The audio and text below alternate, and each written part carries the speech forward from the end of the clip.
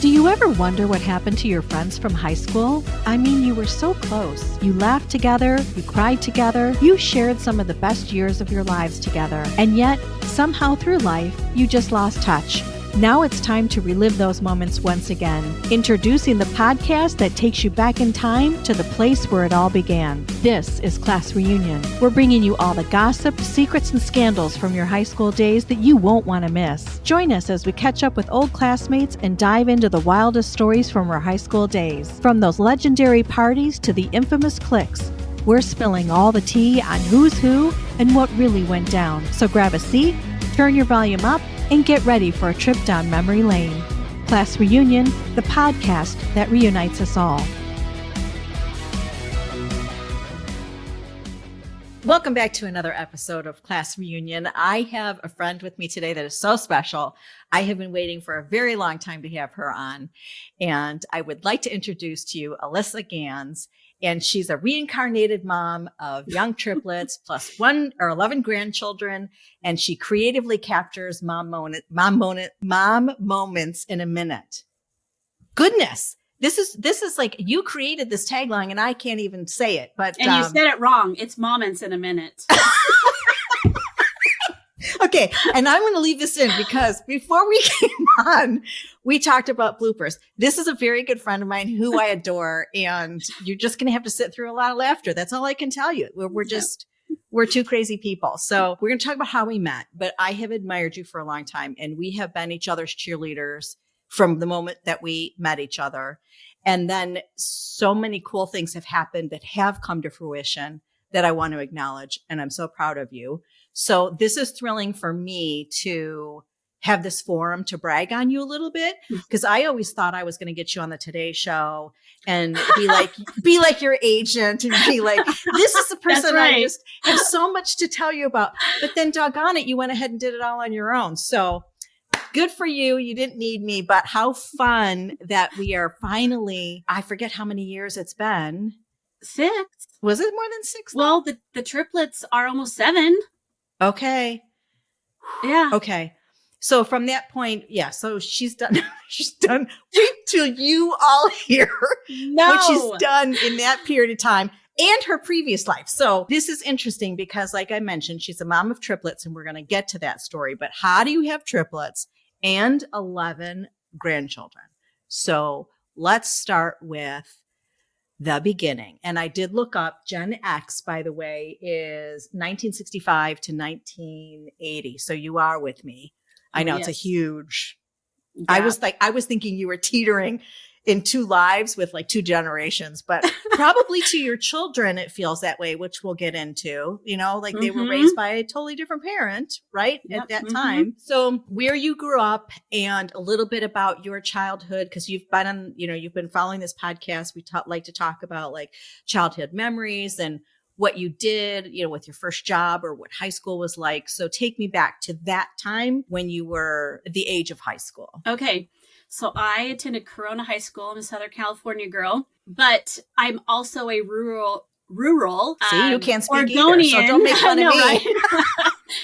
So prior to jumping into Southern California again, because I was born and lived in Southern California until I was 5, moved to Oregon and moved back when I was 14. And so I have this love for both atmospheres, but the Southern California girl is in me. Corona High School graduate, go Panthers, graduated 1990. I think I was 42 in my class. And let's see, I left 42 in a ranking, or you had 42? 42, number 42 in like 400 and something students. Just buckle up, people. That's nothing. Whatever. No, it's not. That's nothing. She's the most intelligent person I've ever met. But the only scholarship I got was most Panther Spirit Award. What? I mean, I get invited to this, awards ceremony for the high school, and I'm thinking, oh my gosh, I'm going to get some kind of awesome. And I think it was $50. I was so embarrassed, but I had to attend with all of these, accolades behind you for education. And you're oh my gosh, yes. Because you said go Panthers or whatever at the beginning. So that's why you got that award. It's the first thing that you said. Well, I ran for student body president, and then one of my good friends was running against me, and he had an accident, and a lot of people, I gave him a good run for my money, but I think that, he was probably the better choice, but he actually put me on his cabinet as the activities chair. So I was literally in the squad, acting like a goof. But the one good thing that I did during that time was I brought snow to the quad. They will never do it again at Corona High School, but I brought in snow. Like the shooting of the snow through a cannon or like that yes, kind of thing? And when they came out on break, it was all over the quad and huge snowball fight. They couldn't even get the kids to come back into class. Technical difficulties, please hold. I'm leaving it all in. This is par for the course. That's right. So my desk is going up. I can't get my okay. Yeah, I'm listening to you. Going up in flames. Yeah.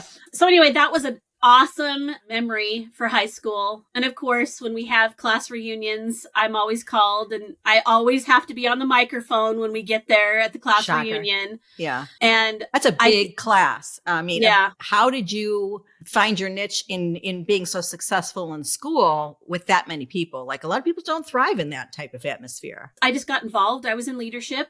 And I was in madrigals and I didn't do the sports. I did sports when I was in Oregon and it felt different being in California. So I just went down the other avenue and was in leadership, which really worked for me and I think helped me in the future in my life now. I don't know. People say I'm an extrovert, but I really feel like in some ways I'm an introvert and I just know how to be extroverted because I have to come home and really have downtime. I don't like to be in the front center of attention. I really don't.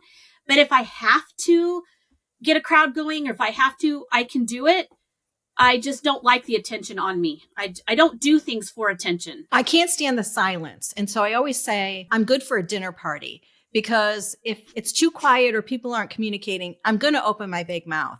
But that doesn't mean that's what I want to do all the time. It's just that I want everyone to have a good time. Exactly. Yes. Yeah. And I am that one behind the scenes. I want to make sure everybody is having a good time. Yes. I am a party planner, behind the scenes. Let's just make sure that everybody else is having a good time. If they're having a good time, I'm having a good time. Yeah.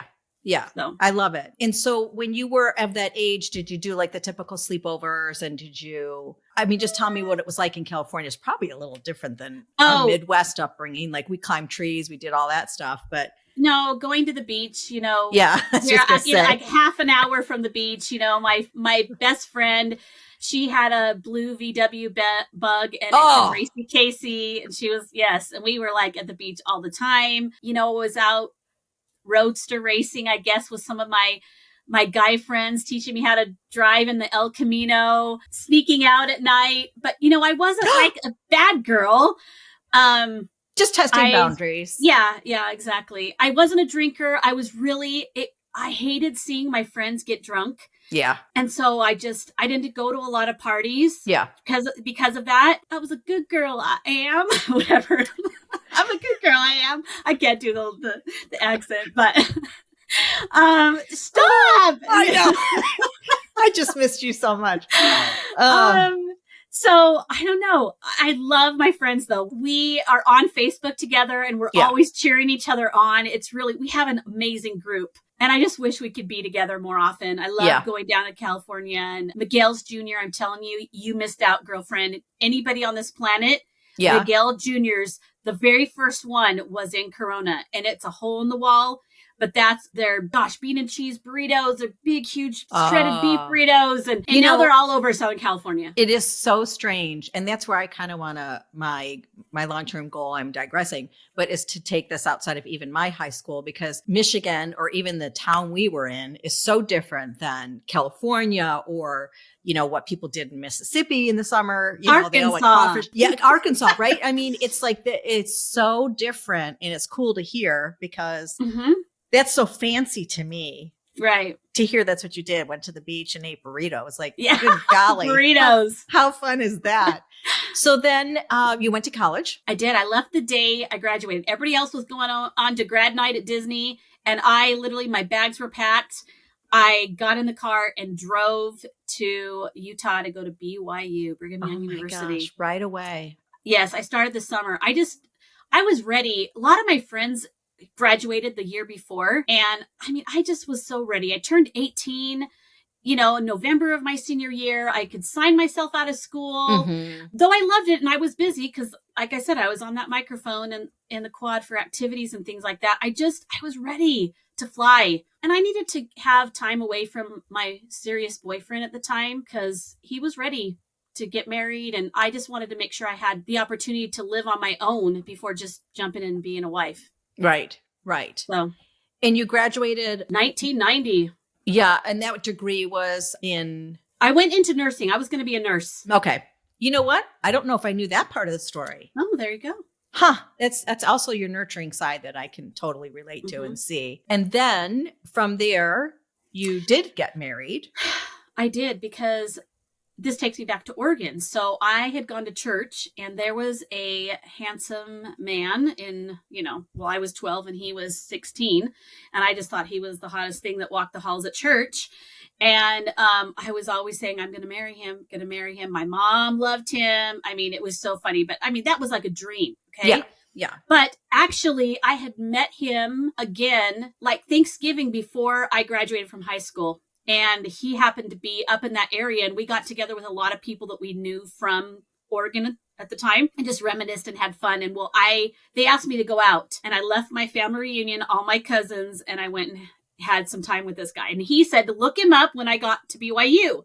So I looked him up, and he was gone. And I'm like, oh my gosh. So it was just this whole long mess but apparently he came back through and he remembered that I was there, and he tried to find me, and they didn't have record of me. They couldn't find me. And so there was this whole mess of trying to find me. But this was when call waiting was just, new. Oh, yeah. Oh, we talked about that for sure. Yeah. Very fancy if you had call waiting. I know. And so what it looked like in the dorms was he was literally at his wit's end. He's like, you know what? If she's not here, if this is the final place, we're out of here. Well, some guy or girl came up to him and said, hey, if it rings busy, just listen to the busy signal 13 times and it goes into call waiting. Well, it just so happened I was on the other line actually breaking up officially with my boyfriend in California. Of course. And I was telling him that this was something we needed to do. I felt really strongly in my heart. And he goes, no, he was messing with me and saying that what I was feeling wasn't real. And at that moment, no joke, Chris beeped in on the other line. And he's like, hi, remember me? And I thought it was some guy just playing a joke on me. And I just like, please, who is this? He goes, you have to come downstairs and find out. And so I went down there, and there he was. And I'm like, the angels, and he looked good, really good. And you know what? He doesn't even love me now. We're divorced. So right. But still, he looked good. Right. It's part of the story. Yes, It is part of the story. So it didn't take long. I went to see him on the break in between summer and fall. He sent me back with a ring. He didn't want me to be back at that school without a ring on my finger. Mm-hmm. We got engaged at Thanksgiving, and then we were married in March. And pregnant 3 weeks later, living in Oregon, sicker than a dog. And that was so you go through your adult children really quick. I gave birth to 3 adult children, and I acquired and love on and was blessed with 2 others. And so, okay, that's a nice way to say it. Right. So Tanner, and then Mackenzie, mm-hmm. and then my baby, she could still call her baby Madison. And those were mine. And then when I was blessed to get these other little boys, they were the same ages as Tanner and Mackenzie. So when I had them, I had 2 5-year-olds and 2 7-year-olds and a 1-year-old. And that journey was a hard one because I had to help put their parents in prison. And that journey was just really hard for them healing. But I have them in my life to this day. And their children are my grandchildren. And then this is just me being curious because I don't even know if I know this answer. Whatever happened with the parents? They did get incarcerated until they were 18. Okay. At least the youngest was 18. Okay. We were part of victim witness. So I had to be notified, and they had to be notified once they got out. It's been a rough go for them. One of them is just very forgiving and wants to look past things. Mm-hmm. And the other, has set his boundaries. And I honor both of them. I mean, I think either way, but you've got to do what you've got to do for your own healing. And I am just so impressed with these boys. I mean, they literally are not victims. They've risen from the ashes. I mean, you can't imagine the most terrible things that anything could happen to a child. You just let your mind wander, and it happened. And it's very, very sad. And so it's one of those things that they actually went to live with their grandparents after living with us for a time because they needed more of that one-on-one. And that was really, really challenging and hard for me because I felt like I was now going to be part of an abandonment story for them because we bonded so well. And yet they have they're not victims. They literally have been empowered and have used their stories to just do good in the world and help other people. And I get to look back. Sometimes you don't get to hear the end of the story. Yeah. Right. And yet they are back in my life and it's like it never happened. One of them has paid me the highest compliment. It was Preston, and he served a mission for our church. And I reached out to him because I wanted to find out if now as an adult, I wanted to know if I had hurt him, if he had felt abandoned. And he honestly said, you know what? I feel like you were my mom in heaven and I just had to go through what I had to go through. And so I was like, oh my gosh. So I literally feel like they're mine. I mean, no doubt in my mind. I didn't give birth to them, but they're my boys. That's an incredible part to your story and why motherhood is something that is your calling amongst other things. But that's where the nursing comes into play, like your ability to love on children individually and make them feel special is what I witnessed through talking to you. Okay, so you said nothing's off limits, so we know this particular marriage ended in divorce. Yes. And so you did remarry. I did. I rebounded. We can go quickly through that one. Yes. That was okay. It was a rebound. I mean, guy. but he is amazing. I interviewed his family. I mean, he is a wonderful man, and we still are friends to this day. We've had some very tender moments and talking, and we love each other. And we just felt, both of us also having gone through divorces, and we watched how the relationship was going. I mean, if I could have it in the best of both worlds, I understand my first husband has moved on, and I'm so happy for him, and he's where he wants to be. I honor that. I just wish that we could engage so that our children could still feel part of a cohesive bond somehow. Co-parent family. Yes, but it's so separate, and I feel bad that he feels the way he does about me, and I don't know. There's nothing I can do to change his mind. He has his own perceptions, and that's perception is your reality. And that's how it goes for him. But Steve, my second husband, was never like that. He wanted to make sure that we had relations and that we could leave as friends for the betterment of our children, because I was a bonus mom. He was a bonus dad. And, great things happened in that time. It was just, it wasn't right. It wasn't. And yet we learned a lot in 6 years together. Well, and I love that you are addressing him in that fashion, because I think that really was just an interim situation where it just didn't work. But going back to your first marriage, I think, everything is, and I addressed this earlier, your children that you have as the adults did have you at a different stage of life than the triplets. And even though divorce wasn't uncommon, it was still really new in terms of, we weren't on this Gwyneth Paltrow conscious uncoupling, or co-parenting. I don't know if that term was used, at that time period. I didn't know what that was at the time. So I don't know if there were skills that were out there yet at that time period to help with formulating a way to make it more of a family that you could have some type of unity, even though you're divorced. Well, it was just so confusing for them too. And they were adolescents. My youngest was 10 and it was vastly different for her. And I feel bad because the older ones were trying to protect her so much and weren't even letting her see what was going on. But I mean, I don't care what anybody says. We loved hard. We fought hard and we did amazing things in our marriage. It blew me out of the water. I was totally taken back. It was 3 days after 17-year anniversary. And I didn't know that he was struggling so much. He never told me, but he exited the relationship saying that how amazing I was. And nobody can understand. And I'm like, well, if I'm so amazing, why do you want it to end? And I can't help but think that I know there was a lot of financial things going on at that time. And it was 2008. Everything was collapsing, Yeah. And so I just sometimes feel like maybe it was a midlife crisis and he couldn't handle some of the things. And I know that I was trying to lean into faith.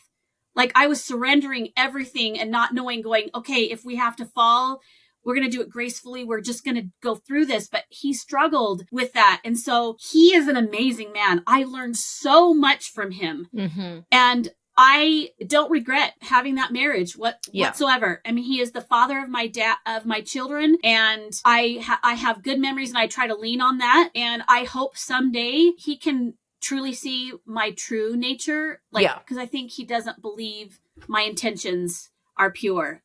Sounds like there's still a little pain on his side. And maybe, I don't know. Yeah. But then, Steve was awesome. And then I just knew that I was supposed to be married after Steve. Yeah. And dating in your 40s, not fun. So let's talk about that, because your kids were at what age at this point, and where the masters come in, and I want to kind of get to that. Okay. And so my man Brad. Yeah. So, well, let's see. From 2008, I was married for 6 years. I went back and got my bachelor's. This is what people don't realize. Like, you were a mom, a single mom at this point. Well, but then I married quickly. And so then I was with Steve, and we struggled, while I went through school. We ran a printing, company, and I managed a storage facility. We lived on site at the storage facility, and I went back to school, and I was the non-traditional student, which means you're an old person going back to school. And I was the non-traditional student association president. That means you're the president of the old people going back to school. And I sat on the board with all these young, awesome students. And I just all my kids' age. But that alone was where my admiration, aside from everything else up to that point. But I was like, we have a lot of reasons why we can't. It's just in our nature. I can't right now. The kids are in school, or I can't this, or I don't have. That was not in your vocabulary. And so really all things are possible. You're a great example of it. You didn't have it easy, and you still went ahead and buckled down and got your master's, and had some creative ideas that you left with, even with your master's program. And it's like, how does that happen? Because you did it.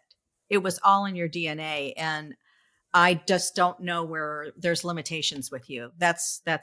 Well, I just didn't want to be a broken mom. I know. I couldn't do that to my children. And so I had to go back to school. I didn't really have options as far as, I was doing consulting and helping other, small companies, but I just knew that I needed to do more. And I went in thinking I was going to do nursing again. And that shifted, and I was going to do social work. And then was my oldest son said, Mom, you're not a social worker. You're a businesswoman.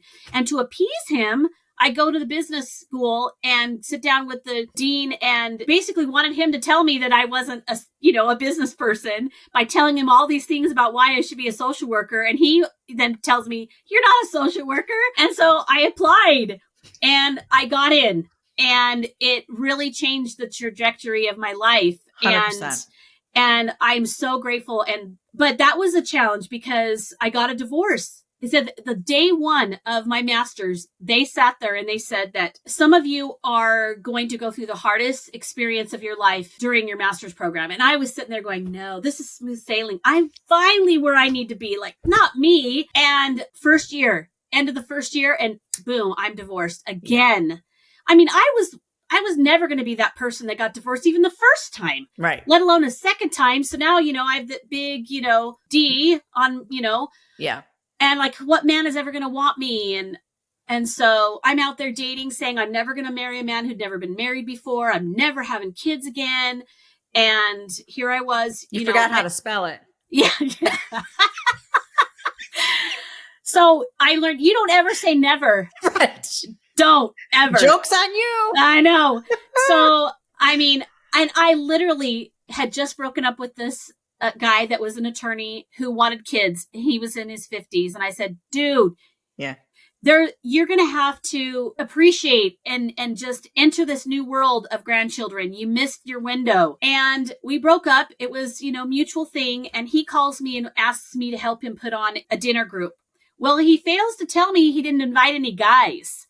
And so he is scrambling. And I at first going, well, I know we broke up, but I don't necessarily want to watch you like hook up with somebody else. But then he's like, well, there'll be guys there. And I'm like, okay. So I come in and I cater the whole thing and, help with everything. Of course. And he happens just to be like scrambling, sitting in church, talking to everybody. He sat next to Brad and he said, hey, by the way, I'm having a dinner party tonight. I forgot to, invite a lot of guys. And Brad's like, well, that's good odds. Okay, sure, I'll come. Right. And okay, so fast forward, we get to the party and Brad sits at my table with me and he's sitting at the other table. So I couldn't believe that Brad had never been married. I just was like, he thought I was obnoxious because I kept asking these questions of like, what in the world? And he ended up leaving and the table. And I thought, we all exchanged messenger, like, so we could get hold of each other and just like hang out at times. But I ended up like at my final straw. I was like, God, I am not doing this anymore. I'm done. I guess I'm never getting married before. And no kidding, the impression comes, call Brad. And I'm like, Brad, the one that like was never married, who thought I, was obnoxious. You like have a running Hallmark channel going on. I love it. No. I love it. No. So needless to say, Brad and I hook up, and our first date, he was in the hospital with me because I was having a bladder suspension as an old woman. And I was having one of my anything is possible, people. Anything is possible. He knew that in order for me to have kids, what it was going to take, because my tubes were tied. So just to stop there to get people with the flow chart. So she's not going to get married and she's not going to have children, but she meets Brad. Where was the discussion where you did agree? Like and he is amazing. So I know why she did have kids, but like what allowed you to say yes? And to reverse everything that you had done. Well, when you're dating somebody and they make it very, a point, I want to have kids. Yeah, but you didn't take on the attorney.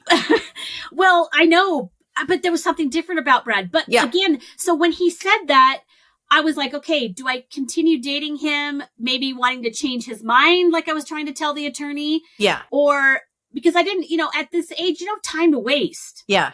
And so God did a whole 360, 180, whatever, all the way around. And I just felt like he deserves to be a dad. Not that other people don't, but there was just something about him. Yeah. And so he was your person. He was your final person, your resting place, your home, your everything. And then you get the news. It's 1 + twins equals. Oh yeah.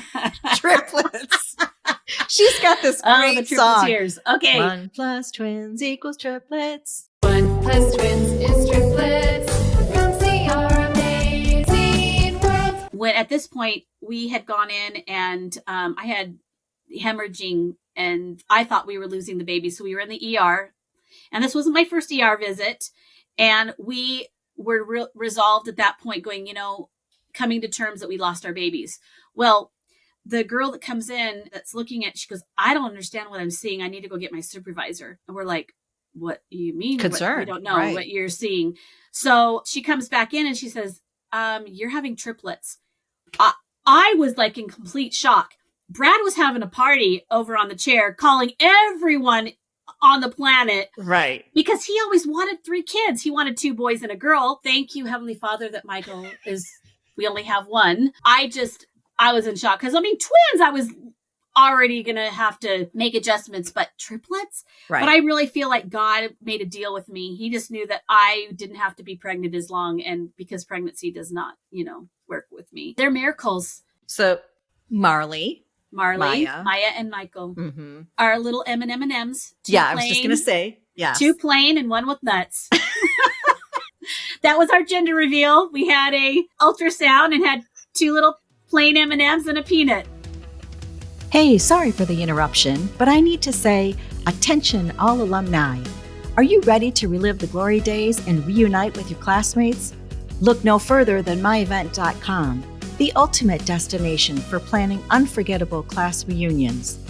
With myevent.com, you're in control. Upload photos, upload event details, and connect with your classmates. Spread the word on social media and watch the excitement grow. myevent.com brings your past, present, and future together in one unforgettable event. Start planning your class reunion now. myevent.com. Your reunion, your way. All right, let's get back to the show.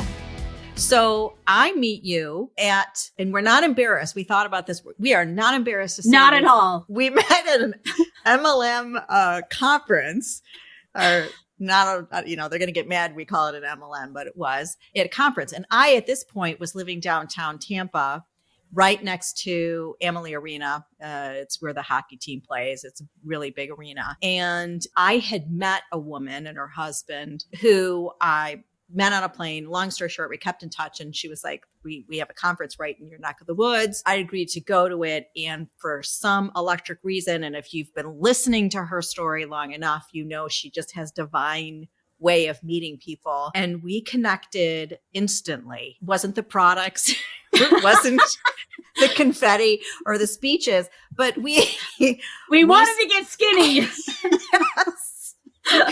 And just for some reason, it was strong, immediate, and lifelong. Absolutely. And so neither of us are with that organization anymore, but we kept in touch. And that's where like our truth serum came out, where we are complete opposites, different parts of the States, different upbringing, but life was bringing us together for a reason.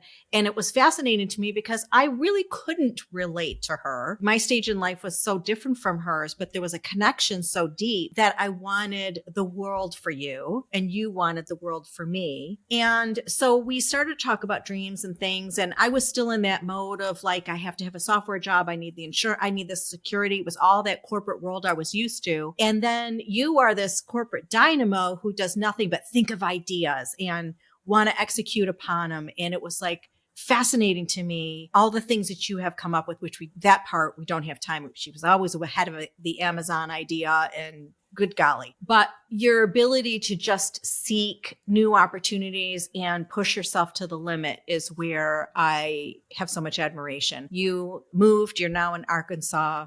I love it. Oh, it was such a weird thing to have happen. And there was a lot of tumultuous, like, are we doing the right thing? And all of that. And it's just been a perfect fit. And I felt like it was your launching pad to allow you to execute your ideas, because I feel like since you've been there, that's where all of this has come to fruition. And you've been in the school system, you have a social media presence, and then we'll focus on what's behind me, which she's now a published author. I don't have enough time to talk about all the things that you did. And it happened, I think, the minute you got there. It was always in your brain, but for some reason, I don't know if it's that community. I just needed a creative outlet. It's like having triplets is the same thing when they were little, day in and day out. It was a routine and monotony. I love them, don't get me wrong, but no, right. It's a schedule. It's just regimented. And I had to have some kind of creative thing going to stay sane.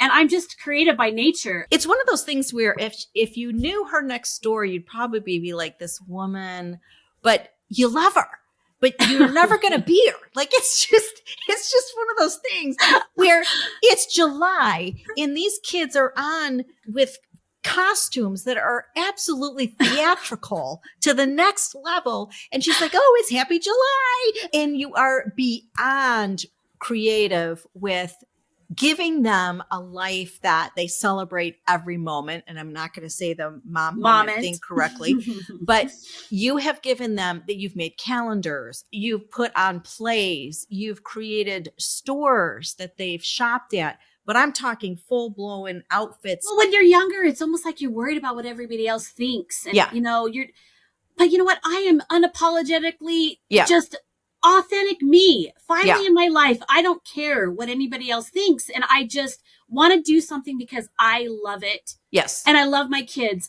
Have you talked to your older kids now that they're parents? Yes. Of their true viewpoint of you starting over. And I don't want to use the word starting over. You know That's what? terrible. But expanding They love it. And I mean, who can say they can go to grandma's house and play with friends? But it's fun. And I do grandma camp. And so it's with my kids and them. And but they are so supportive and they love my kids. They're good examples and they help reinforce things. I'll say, you go ask your sister, go ask Maddie, what did mom do when, they were little? And so I think in some way it's a bonus. Okay. So behind me, So just to add to her accolades, holy cow. I mean, we're not even done. We haven't really scratched the surface, but this is what we can put in the context of this podcast. She writes a book. She's a published author. She wrote a book called Santa's Best Gift, and it's a beautiful thing, I think, right now, especially. I kind of feel like it was a good wait, even though I know you've had the story in the back of your mind. It's just a messy life right now. We all love Christmas, but we always say, oh, it's so commercialized. It's, losing its meaning. Every year it gets bigger and bigger, more commercialized. So you do a really good take. What I love about this is my personal opinion, but I love that you still used Santa and all of its storytelling to keep that beauty of kids' excitement of Santa coming at Christmas time. You did approach it that way, which I don't know if that was intentional, but I love. No, it is. I love Santa Claus. I'm Santa. I got it. Like I got the whole thing. But then Santa proceeds to tell the children he's actually down there. And let me just show a really cute picture. The illustrations are bonkers, but the kids are all excited because they see Santa coming. And then that's the twist. So he curls up in a chair beside them and he starts to talk about the meaning of Christmas. I mean, what a beautiful transition where these kids were excited to talk to Santa. It wasn't about the gifts. It was like the storytelling behind the real reason with the season. And it's said so beautiful. And in the back, you have, obviously, it does go to the birth of Jesus. So we incorporate that with the help of a little mouse. But in the back is where you left it in the hands of a children's ability to end the story with the understanding of the true story of Christmas, the best gift indeed. I feel like I'm doing a story time, but I just want people to see the beautiful illustrations. But then in the back, you do the chapter and the verse that it relates to very subtly for the parents to take it further with their kids. You incorporate the joy of Christmas and Santa through the eyes of him, but telling the story of baby Jesus and him being born. And that's the reason for Christmas. The illustrations are outstanding. You did it. I don't know what's next on your bucket list. What do you even have? Well, my Easter book. But I'm actually interviewing to get back into corporate America. Yes. I'm a businesswoman. I really am. And I know. And you're darn good at it. I'm in the process of interviewing. I just hope somebody, because it's a big transition from doing consulting and things. And I'm in the whole Walmart, CPG, Sam's Club industry here. Yeah. And so I'm really looking into the data part with the analytics and just working with be a concierge of sorts to help the suppliers understand data. So I'm just hoping one of the companies takes a leap of faith with me. And because I feel like you won't know until I can't show you until I get in there. And so it's hard to talk about me without just letting me show you. I mean, I'm more than a reference. So I hope they like my song that I'm going to sing them about you. It's just an amazing friendship that came out of a strange situation that was a divine intervention. And I have valued it for a long time. And I know you'll always be in my life. Mm-hmm. My goodness. And again, listeners, I can't even tell you all the things we missed that she has thought about, done, created. It's incredible. So kudos, and anything is possible. Anything is possible. Well, just unapologetically be yourself and just be you. Yeah. And listen, you're part of the reason why I took this leap, because it was a lot. If we talked about this a few years ago, I never would have done it. I would have worried too much about it. I would have, but I took this leap for whatever reason. And it's been the best thing that I've done.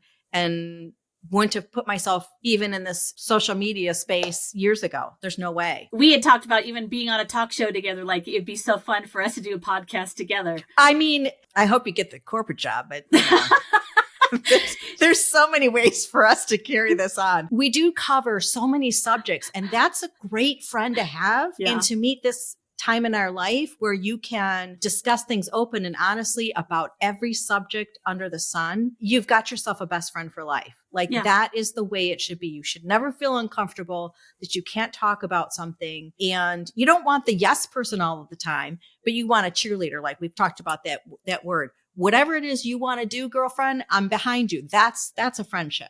So I love you. Thank you for being on. Okay. Proud of you. Go buy her book. Okay. Thank you. Leave a review. She is a businesswoman. Darn it. See ya. Bye.